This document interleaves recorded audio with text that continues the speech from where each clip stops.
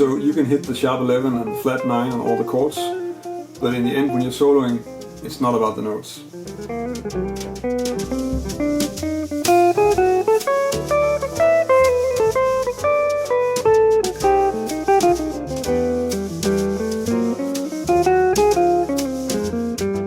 When I say it's not about the notes, then probably you expect me to talk about rhythm, because that would make sense, that it's about rhythm. And rhythm is an important subject, and that's not what I'm going to talk about. I want to talk about melody, because I think that we spend so much time working on hitting certain notes at certain times. I mean, even in my lessons, there are a lot of lessons about target notes, and it's something I talk a lot about, and it is of course important, it's part of playing. So you need to develop your sense of melody and your ability to create melodies, and you need to also work with judging your lines for if they have good melody or not. I think this is also something that's coming from transcribing and checking out solos, because you realize that the people you're transcribing, and it doesn't matter if it's Schofield or Coltrane or Mark Turner or Chris Potter or whoever, Wes Montgomery, they all have the same notes, and they pretty much play simple things most of the time. There's not really too many really strange notes happening. It's not the magic space scale in the second inversion being used. It's what I'm going to talk about here is actually just to start talking, and maybe also just start a discussion about this thing with melody and how we work on it and how we think about it, because it's something that maybe I want to do lessons on it, but it's maybe a bit too vague still to really make a normal lesson on it. So when we're talking about melody, we can talk about it on several levels. We can talk about a level where it's sort of more on an overview, so the entire solo and how the different phrases connect, and maybe loosely about how the phrases are built, or how they are interacting with each other in some way, or sort of coming from one phrase to the next. And we can also talk about it on a sort of more detailed level, so we look at the line and how it's constructed, what kind of arpeggios, intervals, rhythms are used, and also in that one actually the note choice is also something that you can talk about if you emphasize certain extensions in the melodies. So these kind of things sort of tie into looking at melodies. And if we talk a little bit about the detail level first, maybe. So if we have a line on a C major 7, so I already made a few lessons on 10 arpeggios on some chord, like a C major 7 or a G7 or something. I don't really remember right now which ones I did, but I did a few of them.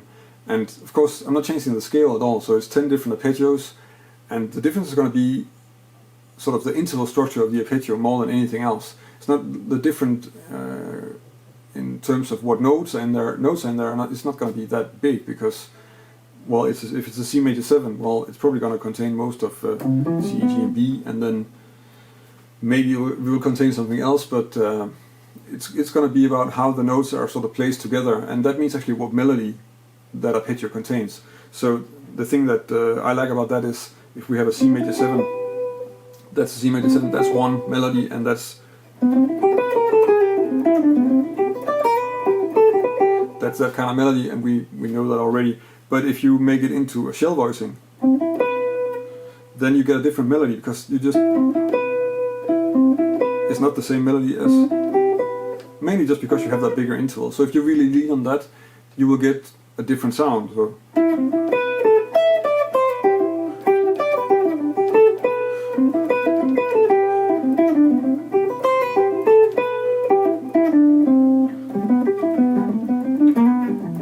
the same goes, of course, if you start using like drop 2 voicings. You need to develop a taste that's not based on only what notes you're playing, so you can hear like, okay, I'm hitting the right notes because I can hear this. But you also need to play something that's melodically interesting. Maybe a little bit politically incorrect example is that if you take your average heavy metal solo, then heavy metal players tend to do a lot of scale sequencing. So they'll play scales in groups of 4 or in groups of 6 and stuff like that, and it's fairly easy to play, and it takes up a lot of space. So you can just go on with that, and it sounds like the right scale, and therefore it's just, per definition, it's okay. And I think in jazz you wouldn't get away with it, because the melody is much too predictable. We don't like stuff that's so sequenced and so predictable, and we leave that for Ingrid Malmsteen or something like this. And it's going to be genre dependent. So some things that we really like are not going to fit in other genres. If we like emphasizing certain things, or be really vague about something, or not hitting the one and playing around the rhythm, that's not always going to fit in other genres. So in that way, on the microscopical level, on the detail level, melody is something that you can check out. And I think the way you want to do that is to check out as many different structures as you can. And that's why I'm always talking about inversions of triads especially, but inversions in general, and shell voicings and drop 2 voicings, because that gives you another way of playing the same notes so that it's more interesting. And I think, for instance, the triad inversions. So in the beginning, of course, you just practice like, and you don't really think about doing all the inversions of it, and which is okay, because you need to learn it, and of course the other things are more difficult to think.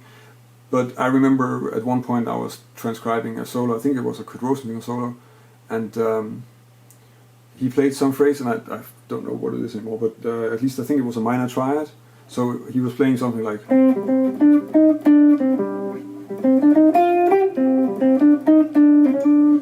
or whatever, but something like this, and it just dawned upon me that because I'm always thinking of a C minor triad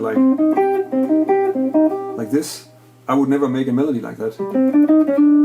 So immediately when I'm checking out the solo, I start thinking about, okay, how is this constructed? What is it consisting of? And is that something I can steal in that way, or steal or use, or whatever you want to call it? And basically, when we transcribe stuff, we try to steal the licks and make all the concepts and make them our own. We try to figure out what they're doing, and then we try to copy that. At least that's what I do. And that's what I took away from that, okay, I need to check out some melodies with the inversions also, because then I can make some other melodies. Because I just came across something that was an opening statement of a solo, I was like, that sounds fantastic. What is it? And then realizing like, I would never have thought of that because I never checked out that second inversion of a minor triad.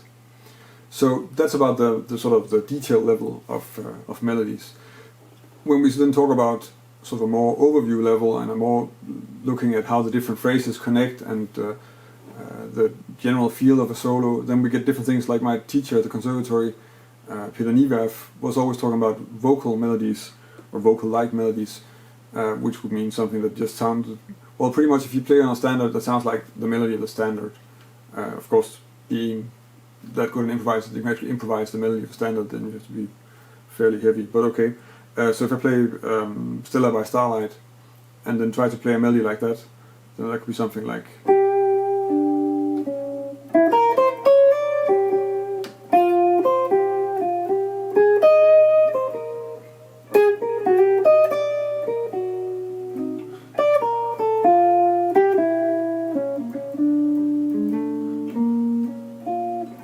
and so on. So I'm trying to move a little bit now. I added some sort of comping lines to it just to make clear where I was, because this way of playing can be kind of hard to hear the changes. If I play something that's more like a bop thing on top of it,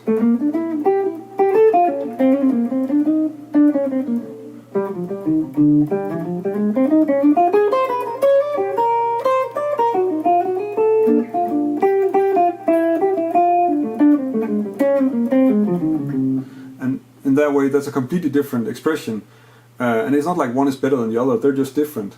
And you can also be aware of if you can do both of them, and you can be aware of if it fits, and if you can choose, then you also have more choices in terms of what kind of atmosphere you want to bring across when you're playing, and you can fit in more contexts.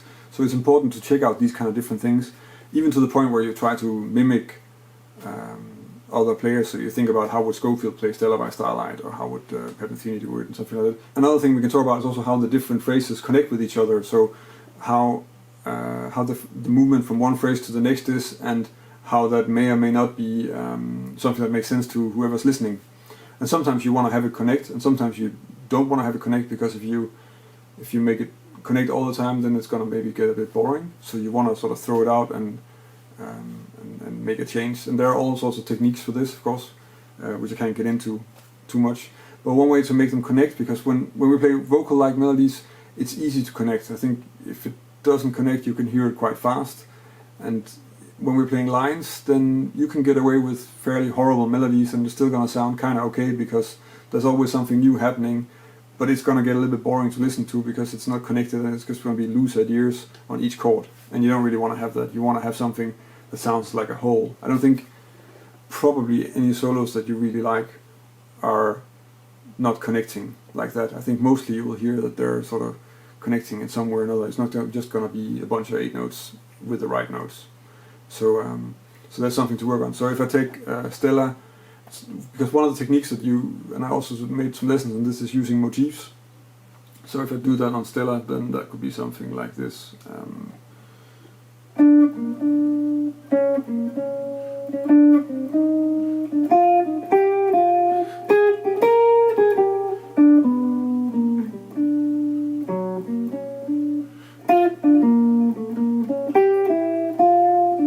So what I'm doing here is I'm just starting out with a, and then it kind of develops into a 3-note motif along the way. And there are sort of certain ways where you can try and do this. You have to be loose about it, but you have to make it clear for yourself. And of course, the exercise would be to just be sort of statically move it around the chords and stuff. But that would be one way to work on this thing, where you try to make a connection between the different phrases that you're playing. And it's also going to help you come up with new ideas, because then you're a little bit less stuck in what you already know and what's in your fingers, because you have to come up with something that fitted what you just played. Another technique that you can try and work with for this is to use call and response, which is something that I kind of connect with blues actually, but if I do that on Stella, then that would be something like this.